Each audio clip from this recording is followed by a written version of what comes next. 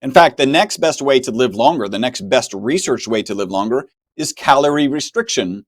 If you reduce your calorie consumption by 30%, it's well documented in multiple animal models that you can extend your life by 30%. I call that the starve yourself 1/3 to death diet. Not many people want to sign up for that diet. Maybe they need a new PR firm. I Maybe wonder they need to why. make but and that diet comes with a sweater to keep you warm Yeah, no because you will kidding. be.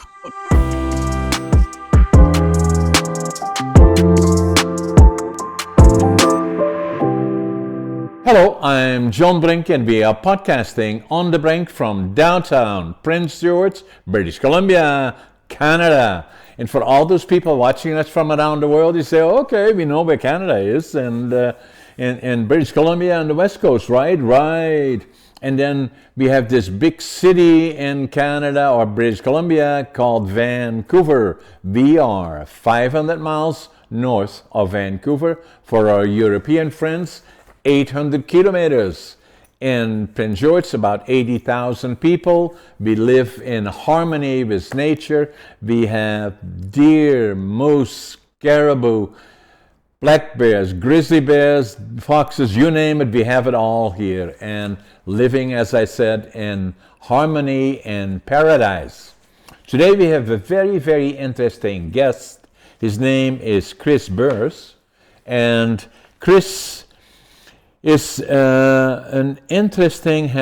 a published author, host of the Uncovering the Secrets of Longevity Health Summit, podcast host, patent holder, and with a surprising twist, he's not just a visionary science, but also a master of comedy improv. It's going to be interesting. Chris, welcome to the show. John, thank you so much for having me. I haven't been to Prince Stewart, but it's got to be close to Blackcomb Whistler, right? Because I have gone skiing there once before. Yes, it is more north of Whistler. Whistler is about an hour and a half north of Vancouver, and then we are about 10 hours north of Vancouver. So it's in that direction. Okay. But Whistler is fantastic. It's beautiful, beautiful skiing and all those things. And I also have to share, I'm here in Houston, and we had similar weather to you, which is very unusual. We actually got 2.5 inches of snow. I know that's hard for you guys to handle. but Amazing, eh? the That's what city I of said to Houston, my friends. We do a lot of business in Houston and Florida, and I said, "Can you believe it? They have snow now next week." And maybe you follow us in our weather patterns, but just get ready for this one because next Tuesday, Wednesday, it's going to be 30 below zero. Are you ready? the city of Houston shuts down with 2.5 inches of snow, and it probably the lowest it got. I think it felt like 21. The feels like temperature was 21 Fahrenheit. Obviously, I'm not good at translating to Celsius, but yeah, I don't. It would be really bad in Houston. So the interesting part, Chris, is I came from Holland in 1965. So I've been in northern British Columbia for 60 years. And so Holland, I'm sure you're familiar with it. People ask me, what is the climate like in Holland? I say, well, the difference between winter and summer is that the rain is colder in the wintertime. So when I came from Holland to Prince George in July of 1965, the first winter, at 3 times, we had a 2 weeks session of 40 below zero and 30 below zero. So something I was not used to. But then again, if that's part of life, you adjust to everything, or you better, because otherwise you can't be here or function, So, but it's a beautiful area. But climate has moderated substantially, global warming. Not necessarily a good thing. I'm sure we'll talk about that at some point. And so where the climate now is relatively moderate, we have snow, and our first cold spot is next week, actually. Maybe we have a couple of days, 20, 30 below zero. Wow. Chris, longevity comes to mind when I saw your bio, and again, space a very, very important part of my life. I turned 84 3 weeks ago. I'm 84 years young. I wrote a book about that actually, Living Young, Dying Old. That's a picture of me, and I'm the oldest competitive bodybuilder in North America. And obviously, longevity to me, it's not a number, it's quality of life first and foremost. So tell us about you, your studies, and in particular, your connection to health and longevity and issues around it. In particular, your company that MyVitalC. And I was wondering when I read that, I said, what does the C stand for? But we'll talk about that as well. So maybe give us a background and then we'll get to today. Yeah, thank you so much, John. And I'm so happy to be here connected with you. I got a chance to interview you a couple of weeks back for my podcast. That was a fantastic interview, digging into your history and kind of understanding, where you've come from and how you've gotten to where you are is pretty amazing. I got some copies of your books. Thank you for that. I showed them to my kids and like, look at these. Some of your books are actually, you're standing on wood. I'm like, look, what's he standing on? And then you get to tell the story. And so it's actually really fascinating and glad to be here. When it comes to longevity, I would say that I never thought I would be here, right? Like I'm a very weird child who at some age, and I can't tell you when, I just decided I was going to live to 125.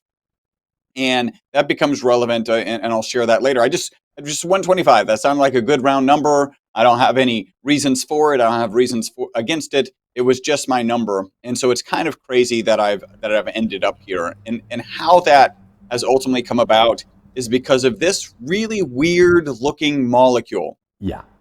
So and if you're listening, I'm holding up a molecule. And you don't have to like run to your screen or anything. Just imagine a soccer ball where the lines on the soccer ball represent the bonds between the carbon atoms.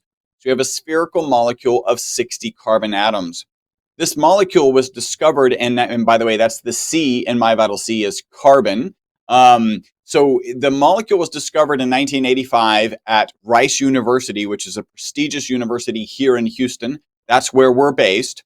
The three scientists who discovered that molecule actually went on to win the Nobel Prize for that discovery in 1996. So a short 11 years from discovery to being awarded the Nobel Prize. Amazing. And the reason they were awarded the Nobel Prize is, one, and kind of very fundamentally in chemistry, this is the first closed cage molecule. Every other molecule that exists has dangling ends, at least exists prior to this. They have discovered others.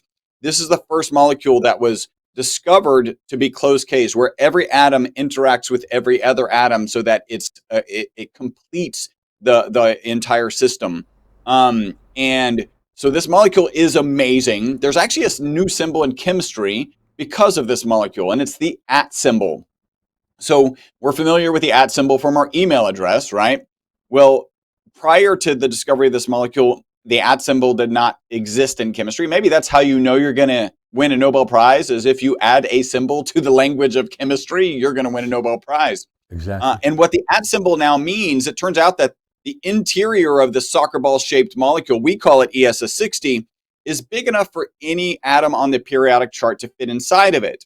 So lanthanum at C60, there's 60 carbon atoms, means lanthanum physically trapped inside of it, not covalently bonded to the exterior, not ionically bonded to the exterior, physically trapped inside of it, which again, not only is this the first closed cage molecule, therefore it's the first molecule that could encapsulate any other atoms on the periodic chart. And again, it's big enough for any atom on the periodic chart to fit in it. I also say that the molecule performs as well or better than the current best material in almost every application. So it makes better inks, better batteries, better tires, better photocells. And what's kind of makes people uncomfortable is like, wait, I thought we were talking about longevity and a health supplement. I have literally never woken up, looked at my car and thought, what parts of my battery should I be consuming on a daily basis for my health? Right. And the story gets a little worse first.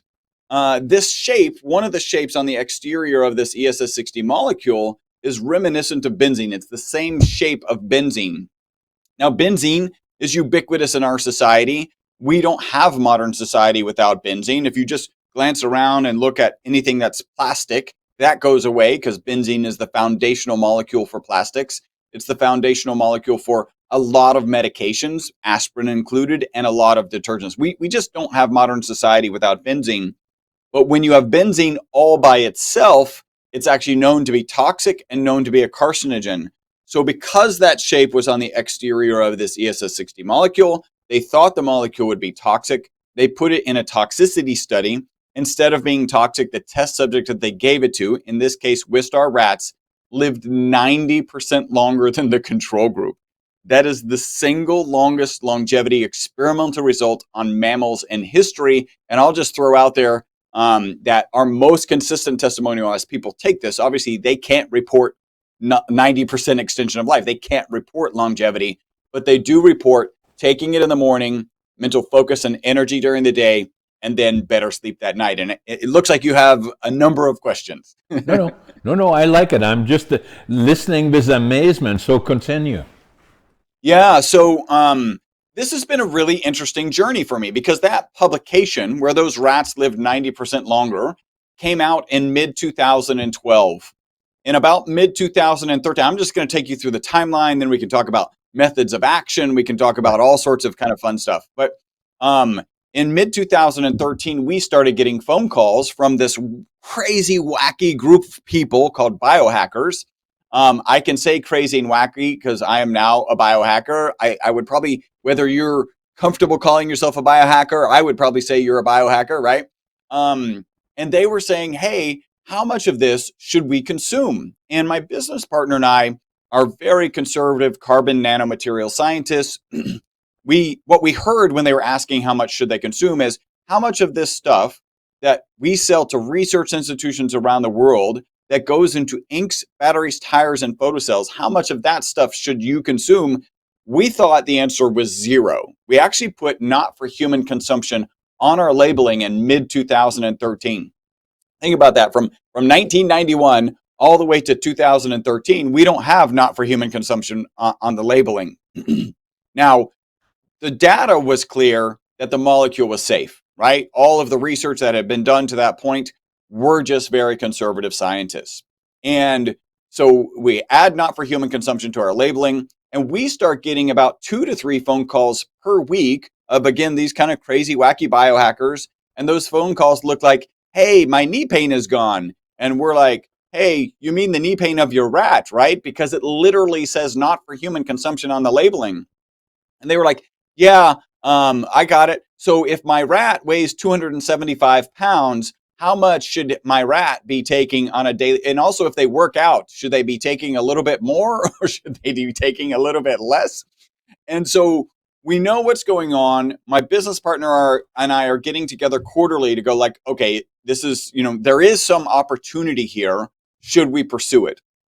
And each time we got together, our answer was no. And the reason is, we sit at the time and we still do today. We actually sell this black powder, right? This black carbon powder that is all of these ESS60 molecules to research institutions around the world. When we sell it to them, they actually have a grad student or a research associate that they give the material to. They actually take it to their HPLC and they make sure that we shipped them what we sold them. That is not the supplement industry, right? The supplement industry is very, very different than that and almost the opposite of that. And so this is not an industry we really want to get into. We didn't change our minds until about the latter part of 2017. And somewhere in that span, I found an article where the researchers published that 50% of the supplements they had purchased on the market did not have in them what they said they had in them. A full 50% of the supplements that they had just purchased off the market. And yeah, this is not an industry my business partner and I really wanted to get into. And then finally, at the latter part of 2017, a guy with a big YouTube following started talking about all the benefits he was getting, taking it on a daily basis. And our phone went from ringing 2 to 3 times a week to 10 times a day. Now, you're an entrepreneur. You have a focus. I'm sure in your career, you've had like teasers. Hey, you should probably do this. This one was strong enough that my business partner and I were like, there are really kind of three considerations that we had. The first one was when we look back to that paper where 50% of the supplements on the market didn't have in them what they said they had in them, we kind of came to the realization that this would become an industry, and that would exist in this industry. And we owned a lab. We've been manufacturing the molecule since 1991. We have the HPLC. We have all the equipment to make sure that a high quality product gets put out. We probably should get into the business just to keep the consumer safe, right?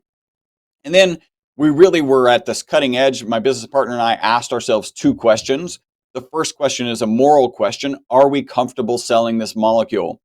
I take it, my wife takes it, everybody on our team takes it. So yeah, we're comfortable. By the way, it's not a requirement. You don't have to take the product to work on our team here. And the next one is here in the States, you've got the FDA and the FTC. You got to cross those T's, dot those I's. And really at the beginning of 2018, we started bringing this particular product to market. So the amazing part about it, it starts with benzene that is toxic, and so the molecule and the ball or the ad, kind of became the trigger that brought this together. So what is it that becomes so focused on, that everything changes? It is dramatic, the amount of changes, and then looking at credibility in terms of the becoming globally known and recognized. So what is it that makes it so special? And is the people watching us right now we have their interest. They say, where can I buy it? How do I get it? And so and the other thing not shocking to me is that a lot of the products available in the marketplace and a lot of things that more than 50% of saying what is in it isn't, doesn't surprise me, because it's financially a bit of a racket, to say the least. So how do we find, it sounds extremely credible to me, I'm convinced, how do we get it?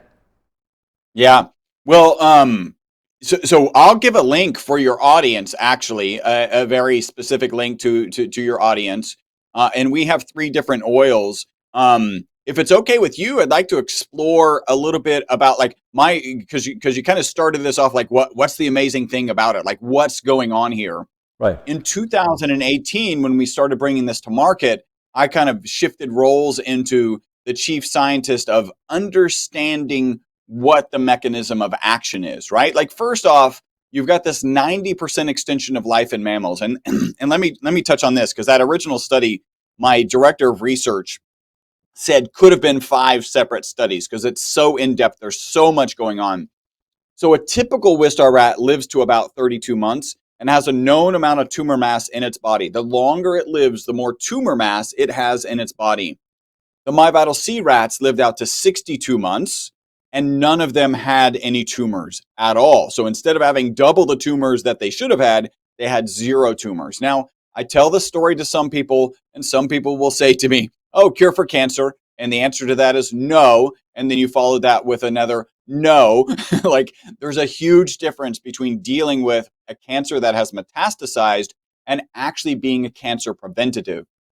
We know things as simple as good nutrition, good sleep, good exercise are cancer preventatives. What that piece of the story does indicate is it's probably, and we need more research on this, right? So I'm not making a claim, but it has the likelihood of being a good cancer preventative. I will share that there are patents here in the United States of this particular molecule as a cancer protocol for treating cancer in pets. So these things are all intertwined. So that's that study. My job is to, 1, figure out, hey, is a 90% extension of life even a big deal, right? Like you kind of intuit that it is, but like maybe you should dig into the research. So I start digging into the research, and sure enough, it's the single longest longevity experimental result in history on mammals in history. And it is peer-reviewed, published research, the kind of research you would hang your hat on. In fact, the next best way to live longer, the next best research way to live longer is calorie restriction. If you reduce your calorie consumption by 30%, it's well documented in multiple animal models that you can extend your life by 30%. I call that the starve yourself 1/3 to death diet. Not many people want to sign up for that diet. Maybe they need a new PR firm. I Maybe wonder they need why. to make and that diet comes with a sweater to keep you warm, Yeah, no because you will kidding. be cold. so so yeah, it is a big deal, and that's reduce calorie consumption by 30%. In this case, the study, the rats were just given an extra dose of the ESS60 molecule in dissolved in an extra virgin olive oil, a high quality extra virgin olive oil. So great. This is an important study. The next thing is like what's the mechanism of action? And I did mention, our most consistent testimonial is that people take it in the morning, they report mental focus and energy during the day, and then better sleep that night. If you get better sleep, we all kind of know sleep is good for our mental, physical, and emotional well-being. So if you're getting better sleep, that could explain all of the benefits, the knee pain going away. That was a phone call that we used to get. Let me just go ahead right now. I'll throw in our FDA disclaimer. The FDA has not evaluated our product. It is not intended to treat, diagnose, cure, or prevent any disease. I will probably share a bunch of anecdotes, a bunch of testimonials. It is best just to assume that will not happen to you. Dig into the research, understand. If you're interested, we will be giving a link later. So better sleep could explain this, but I wanted to dig a little bit further. We're looking at a 90% extension of life. And I kind of surveyed the medical community, and the medical community often, not always, but often thinks that aging is an oxidation and an inflammation process, right? There's a phrase called inflammaging, which is, inflammation that is inducing aging. And we actually check both of those boxes. Now I have to be careful with inflammation, and I'll do the appropriate disclaimers there. When it comes to antioxidant, there's an ad hoc study out on the web that shows us to be 172 times more powerful than vitamin C. That's the go-to when it's coming to flu season, cold season, whatever. People are like, let me load up on orange juice. Let me load up on vitamin C. Then we also have a peer-reviewed published research paper that shows it to be 125 times more powerful than vitamin C. So we can definitely check off antioxidant. And I'm actually going to revisit, because we have a newer theory that talks about antioxidant capability. When it comes to inflammation, the FDA, and this is probably true of most of kind of the food and drug organizations across the globe, in Canada, UK, or whatever, have equated inflammation, talking about inflammation, with the diseases of inflammation. So if you claim you reduce inflammation, then you're claiming you are a cure for arthritis, Alzheimer's, cardiovascular disease, cancer, whatever it may be. Obviously, so much research needs to go into that for that to be done. So we can't do that, and we can't claim that we address inflammation, except we can say we address inflammation that's created by exercise. I can see from the book behind you, you work out. You have certainly felt inflammation the next day after a tough workout. Maybe somebody in your audience just went for a longer walk than normal and felt that inflammation in their body. We address that type of inflammation. We're allowed to say that. I will add that we fit perfectly in an anti-inflammatory diet, right? So that's the diet associated with the blue zone people. Those people tend to have reduced incidences of stroke, reduced incidences of heart attacks, and also they tend to live longer. So that's really kind of how we tie the bow there. I'm going to add one more thing, because this just came up. We were at a conference called A4M Longevity Fest in Vegas. And a doctor came up to us. We had met him at a previous event, and he had been giving our product to a lot of his patients. And I actually have a video of him saying this because it was so profound for me. He said, Chris, I don't care if you're pre-surgery, post-surgery, cardiovascular disease, cancer, pre-diabetic, diabetic, your product reduces C-reactive protein dramatically in 4 to 6 weeks. Now, C-reactive protein is an inflammatory marker, right? So we can't claim anything about inflammation, but we're currently working on a study to kind of support that result from that particular physician, that we reduce the C-reactive protein because that's a very good factor to be reducing. So that's the inflammation. I want to go our latest theory. This is kind of cool, and I'm going to get a little sciencey, but then I got a good analogy that's kind of fun at the end of it, right? So there's peer-reviewed published research that shows that this ESS60 molecule gets into the mitochondria. We also know from way back in the 90s when this was discovered that it can hold up to 6 negatively charged particles on the exterior of this cage. So what that translates to in the mitochondria is this. First, kind of a little background. The mitochondria is the powerhouse of every cell. Every cell in our body has between 50 and 5,000 mitochondria, except for our blood cells, which have 0, and our brain and nerve cells, which have 2 million. That's how much energy our nervous system uses relative to the other systems. Just like any power source that we're familiar with, there's a negative byproduct. Your car going down the road has an exhaust, right? Your power plant has a smokestack with smoke coming out. Those are negative byproducts. In the case of mitochondria, it's reactive oxygen species. These are negatively charged particles that if they're left to run around and do damage, I kind of describe them like little bumper cars. Everything they bump into, they rust, they cause oxidation, and they just do damage. Internal to the mitochondria are 2 antioxidants, 2 key antioxidants that manage those reactive oxygen species, and those are glutathione and melatonin. Very interesting, melatonin, the sleep hormone. Everyone's familiar with the sleep hormone. Sleep is one of our better testimonials, our most consistent testimonials, so there's kind of a reciprocal balance here. When a mitochondria gets overwhelmed, then there isn't enough glutathione and melatonin, and that's when the reactive oxygen species can go around and do damage, right? And we all know the stresses of life, modern life, whether it's the stress of an email, a phone call, a tough workout, whatever the stress is, that stresses out our mitochondria, and when they get stressed, that's when those reactive oxygen species can go around and do damage. When that happens, we believe our theory, we call it the BOSS theory, buffering oxidative stress system. That theory says that those free radicals, those reactive oxygen species that aren't being managed right away, get attached to this ESS60 molecule. The molecule holds on to them so they can't do any damage until that glutathione can until that mitochondria can replenish the glutathione or melatonin. So here's my fun analogy. It's the end of Mardi Gras, you're on Bourbon Street, and you've got these drunk reactive oxygen species running around doing all sorts of damage. The New Orleans Police Department, the glutathione and melatonin, come onto Bourbon Street, handcuff themselves to these reactive oxygen species, and get them off of Bourbon Street so no damage is done. But when they get overwhelmed, what do the New Orleans Police Department do? They take them and they put them in a paddy wagon, right?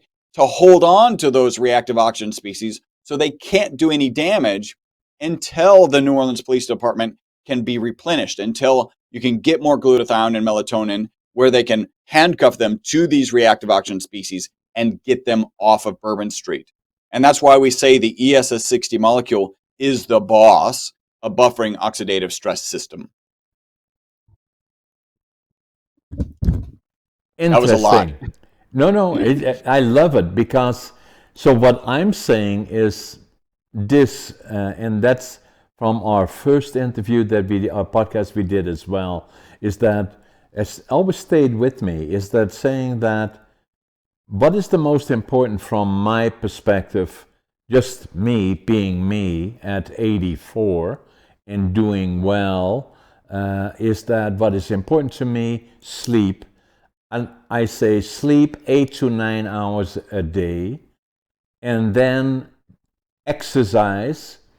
The more weight you can do, the better. But start, if you don't do any, start walking, and half an hour a day, an hour a day if you can, or go to the gym. You don't have to become a bodybuilder or go to the Olympics, but the reason that I do that is simply because I believe that I have to stay fit physically. And then the next one is diet. My wife is vegetarian, I'm vegan, and I do all the shopping. And if I go to a store, I shop at the outside of the store because the processed or super processed foods, I don't know what is in it and I don't want it. And we don't want it. And then the other one is stay mentally fit. Even at 84, I do, a lot of people say to me, "Wow, how do you do all the stuff that you're doing?" And is that now in my case, the other part that you may remember is that I'm also ADHD, and I call it a superpower. And the reason that I can do all the things, I have 10 different companies, that I'm working on my 6th book, and I do podcasting and do all the other things, is because of ADHD. But the other part about it is that all these elements that I gave you, that I kind of learned from listening to my wife for one, but also living it, is that I believe in sleep. I have a lot of stress in my life, but I've had that for the last 80 years, so I'm being able to manage it. It doesn't affect my sleep. I believe in exercise, I believe in diet, and I believe in mental fitness, and that everything has to work well together to be hopefully able to enjoy longevity and quality of life. But it sounds to me like, Chris, correct me if I'm wrong, is that your module complements all of that. And if you do all the other things well, then or if you don't, then the modules alone would not benefit you to the extent that it can. But if you do, in addition to all the other things, then use that in some form or fashion, that will further complement you. Yeah, I think you're exactly right. And one thing which is really cool about kind of what you just described, as we age, there are a couple of things that tend to decline. Quality of sleep is one. It sounds like you're getting great sleep. That's amazing. And sarcopenia, so muscle wasting, is another. You're putting on muscle, at least maintaining it, if not putting it on. Putting it on. And so you're like, these are two of the key things. I would probably throw VO2 max in. You're probably doing some HIIT training, right? So like all of these like you're just attacking the signatures of old age head on, and that's awesome. I aspire to be 84 and to be attacking it as strongly as you are. When you start thinking, so one, sleep is our most consistent testimonial, right? My business coach, I've got a business coach. He said for 50 years, he needed an alarm clock to wake up. Once he started taking MyVitalC, he no longer needs the alarm clock to wake up. Now you've been in business networking stuff. There's glasses of wine going out. There's late nights. It doesn't matter. He still wakes up before the alarm clock until he runs out. And then it's about 10 days after he runs out, then he starts to need the alarm clock again. So I get reports, and he's like, "Hey, where's my supply?" And so that gets him back on track. And again, sleep, good for your mental, physical, and emotional well-being. I think a lot of people don't realize how important sleep is. There's a book. I mean, we all kind of know, right? Oh, sleep is good, whatever. But I'm going to do this, and then I'm going to watch. I'm going to binge something, or I'm going to doom scroll, whatever. So we do a lot of lip service, I think, to sleep. I think you might stop doing that lip service. There's a book called Why We Sleep by Dr. Matthew Walker, an absolutely fantastic book about sleep. I call it the scariest book you'll ever read about sleep. actually call it the Freddy Krueger of sleep books. You may remember Freddy Krueger, the evil character from the film Nightmare on Elm Street. He actually scared you out of your dreams. This book will scare you into your dreams. In fact, in the beginning of his book, he says, if you were to fall asleep while reading this book, I would take it as a compliment. Yeah. Because that's the whole purpose of the book, is to say you should be sleeping. Yeah. And he shares this. Now this, my first sentence here will floor you and go like, that doesn't sound. We do a multi-billion person sleep experiment twice a year. And we're like, well, how do you can't do a billion sleep experiment. Daylight savings time is a multi-billion person sleep experiment that we do every year. So the data is in and the data is concrete. When we lose that hour of sleep, heart attacks go up by 21 to 23%. When we gain that hour of sleep back on the other side of the calendar, heart attacks go down by 21 to 23%. So when people think, oh, it's mostly just that I'm tired and I need coffee, no, it has absolute physiological impacts on your body. I don't know if you know this, the Guinness Book of World Records removed sleep, like going without sleep, from their categories because it will kill you. If you do not get sleep, you will die, right? So if you aren't convinced that you need that 8 to 9, they call it 7.5 to 9 hours of sleep opportunity, where you're in bed with the intent of sleeping. If you aren't convinced that that's important, you need to go read that book and do it. So we absolutely, and one of the things that he points out, I think this is fascinating, there's a $2 billion sleep aid industry, right? These are prescription drugs that doctors will prescribe to get you to go to sleep. And he points out that these are just depressants. What they do, this is really fascinating. So in the mitochondria, it produces energy called ATP. The A in ATP is adenosine. Adenosine builds up as a chemical in our system throughout the day. And as it builds up, we desire sleep. It causes us to desire sleep.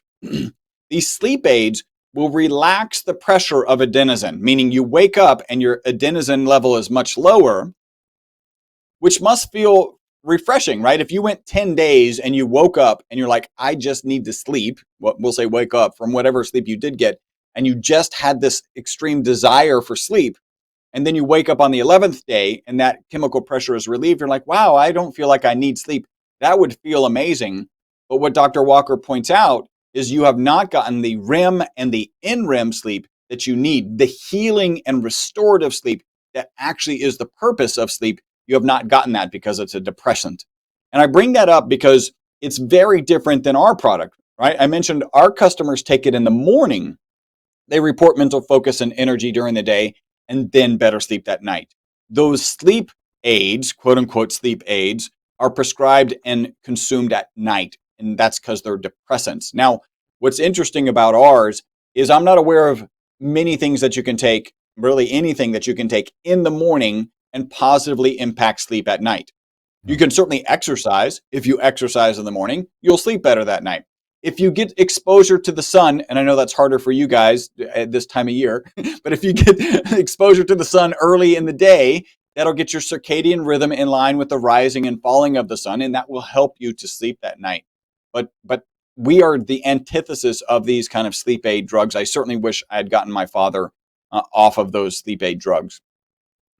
So that's one side, the sleep.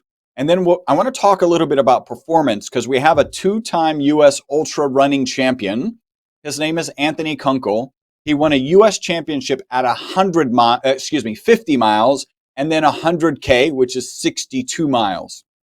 My first conversation with him was just fascinating.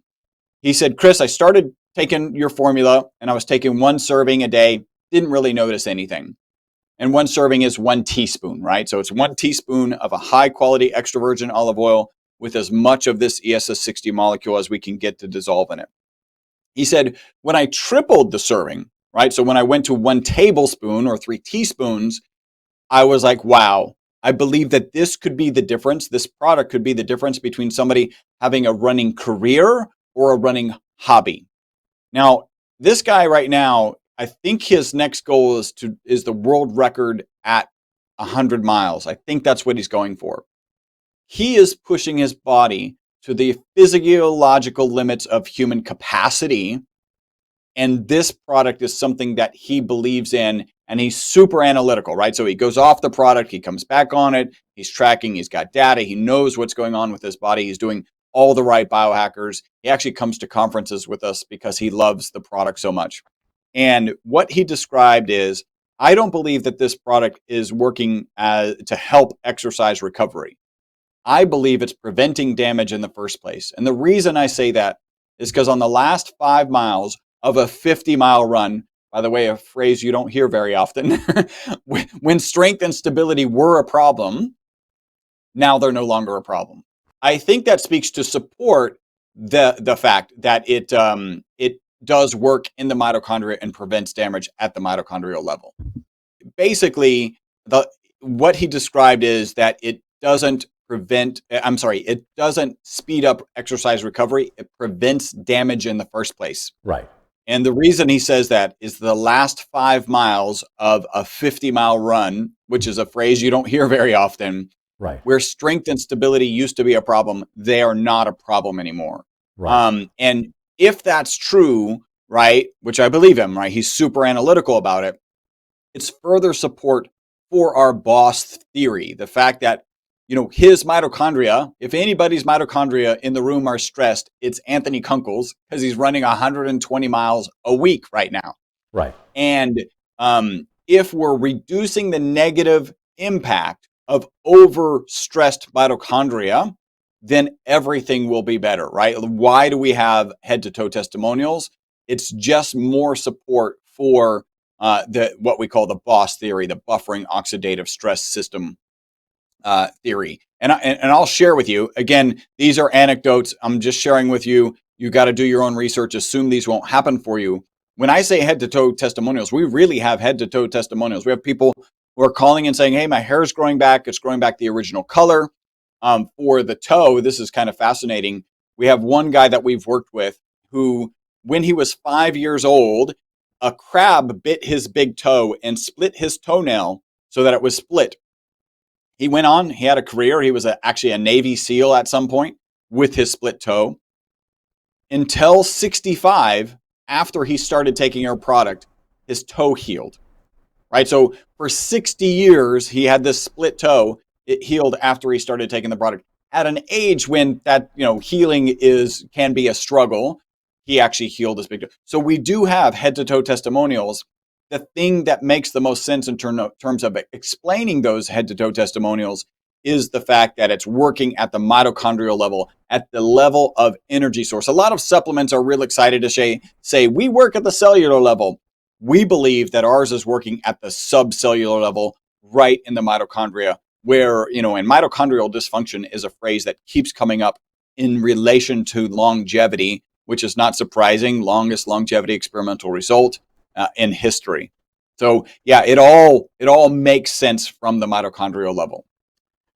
So for the people watching us from around the world, really, because I don't know anybody that, other than if you're very, very young, likely, but that is not thinking in terms of longevity in some form or fashion.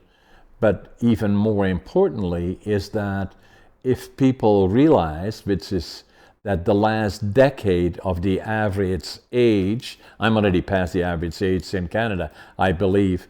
So the last decade of somebody's life, that's when things happen and the quality of life is not very, very good. On the other hand, by coincidence or circumstance or whatever it is, that some people, I'm probably one of them, that have quality of life, but it's not because of what I take, but more likely because of what I don't take, and that, meaning that I don't drink, I don't smoke, I don't take drugs, mainly because my wife doesn't believe in the handful of pills you take, which fix one thing and cause problems on 10 other ones potentially, because in the other one it's a racket for one. So, and amazingly, that I usually sleep around 8 to 9 hours a night, and then the question then becomes is, and I heard that in your presentation that you did, is REM sleep, meaning quality of sleep, is also important, just not sleep. But so what I usually do, I don't have an alarm clock. I usually go to bed around 9 o'clock and I wake up at 5:30. And so that's what happens automatically. And then, and I have an active life. I'm conscientious about my diet, what I eat, and mainly natural foods, and then obviously I go to the gym. I'm very active in the gym. All the combination of all of the above already has given me a benefit, maybe circumstance to or luck, maybe to some people would say, but circumstance to one. And then it becomes a question of what I say to a lot of people is saying, well, when are you going to retire? Well, then I usually say, I want to be 120. So,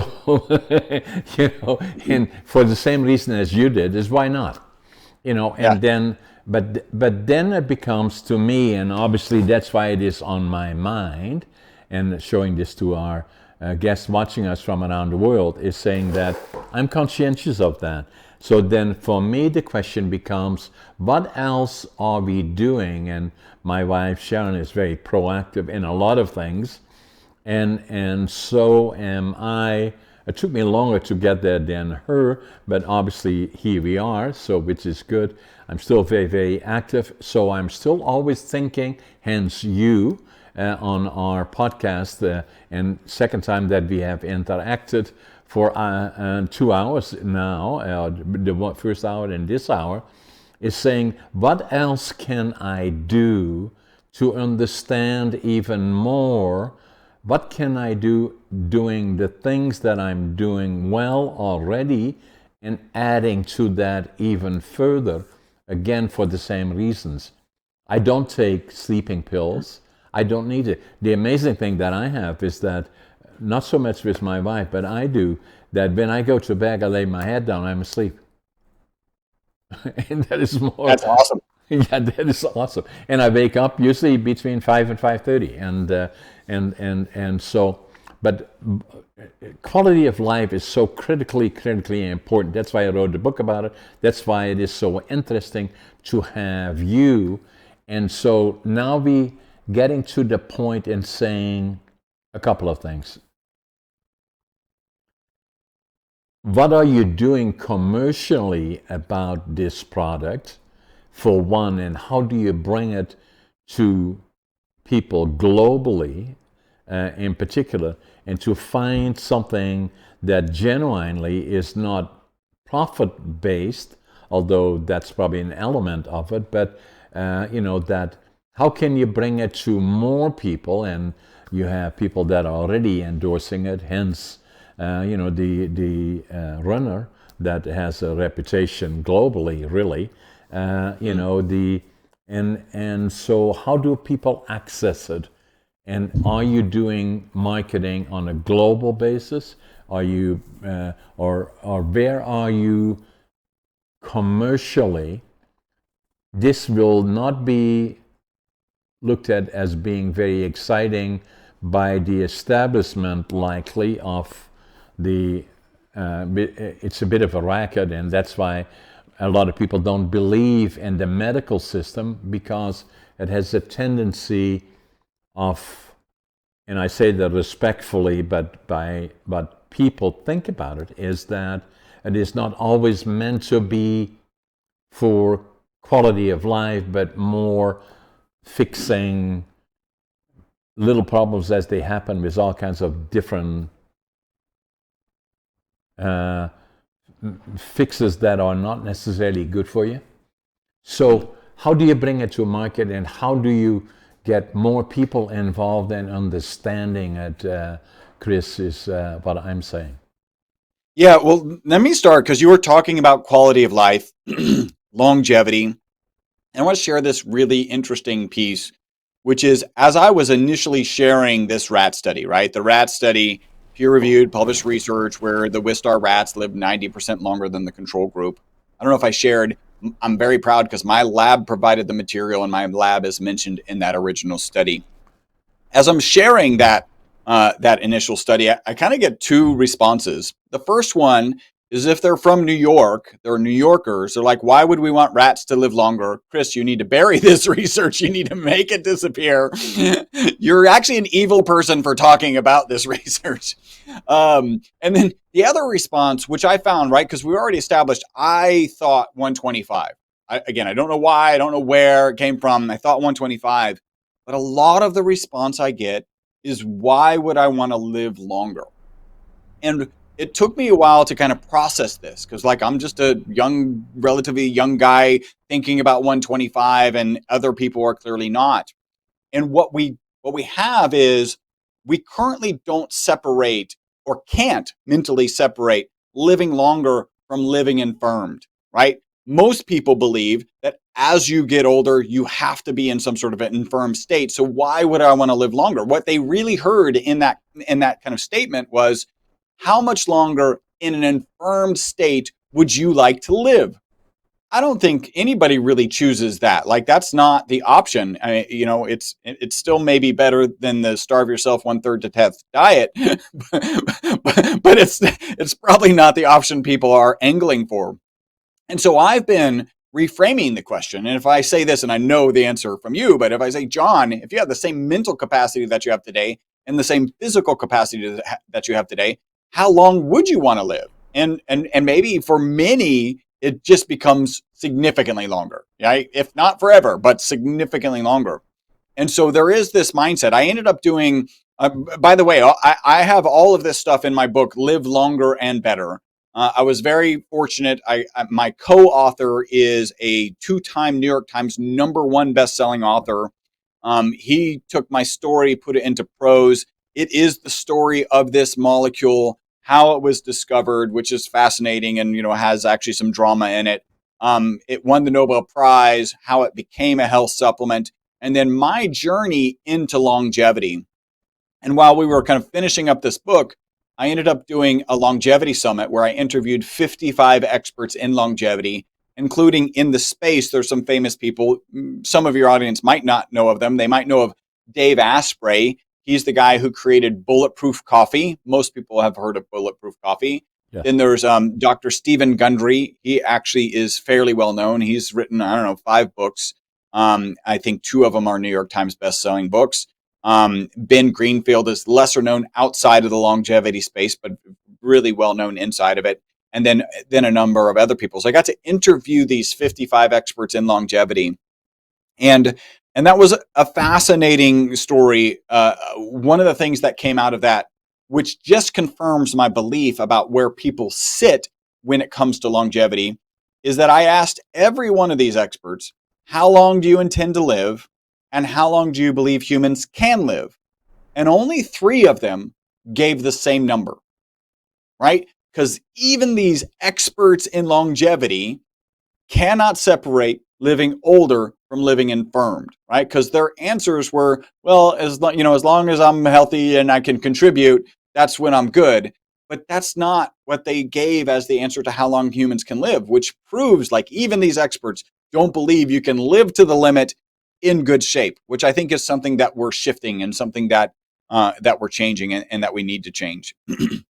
When it comes to product distribution, I get a number of people who I share this with. It's like, why haven't I heard of this? And frankly, my responsibility is the marketing for the product, so it's my fault, and I take that job, that responsibility really strongly, and that's what I have a passion coming on shows like yours. That's why I have a passion about interviewing people and connecting people and sharing more of the longevity story. We sell probably 95% of our sales are through our website. Probably 90% of those sales are in the United States. We do sell to Canada, we actually have an NPN number. For those who don't know, that's a kind of Canada FDA number number to get it into Canada. We sell in the UK, Australia, really around the world. There's a couple countries that tend to make olive oil that don't like us shipping olive oil into their country, right? And our product is mostly olive oil with as much of the ESS60 molecule, but we do ship globally and on a regular basis. And the thing that the marketing that is currently working best is, have me on a show like you're doing right now. Thank you. And if the story resonates with people, then they, pick up the phone. We actually have a link specifically for your audience that we can give at whatever point. But that is our current kind of strategy. Okay, give us the link. Yep. And then the book, Live Longer, Better, I believe was the title. Did you send me a copy of that? I will absolutely send you a copy. And you signed it for me as well?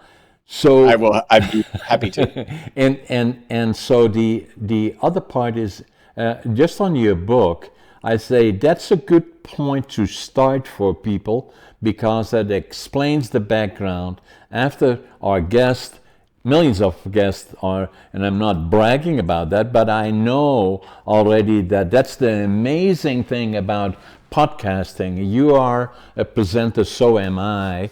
But there is nothing more powerful, I believe, not now and certainly not in the future, than podcasting globally. That as you and me, for the second time, have a discussion about this, one on your podcast, one on mine, is that immensely powerful. We know already that millions of people will be watching us. And it's just on the beginning.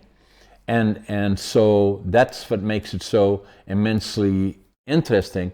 And then the other part for your podcast, as well as mine, for the people watching it, subscribe to our podcast, like it, share it with others, comment on it as well. And then with your book, did you do an audio of your book, and are they available in audio form and on all the normal book and e-books and audibles? Are they available, all of those? Yeah, so I have recorded the audio. I haven't gotten it. It's one. You have that one little task that's in the back of your brain. It's like, I need to do that. Yeah. And I literally haven't written it on my calendar, so it hasn't gotten done yet. I need to submit that. This is kind of round 2 of the audiobook submission. The audiobook is available on Amazon. It's $20 on Amazon. It is also available on our site. Here is the link that we made for your audience. It's myvitalc.com/Brink. That's not a big surprise, so people can go there. There is a $15 coupon code on that page that they can find. So don't go to the homepage, go to MyVitalC, C as in carbon, myvitalc.com/Brink. When you get there, we actually have 3 oils. I'll kind of run through you some opportunities. We have 3 oils: olive oil, avocado oil, and MCT oil. We always recommend olive oil for 2 main reasons. The first is we're a research-based organization, and all of the research is in olive oil, the ESS60 molecule in olive oil.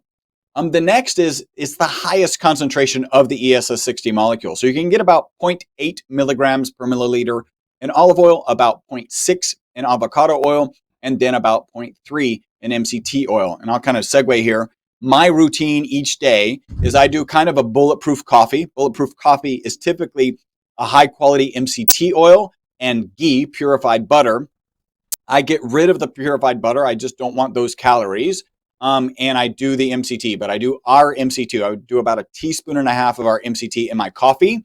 That's actually here right in my cup of coffee. While that's mixing, because it's oil and water, you want to mix it well. I take 1.5 teaspoons of our olive oil.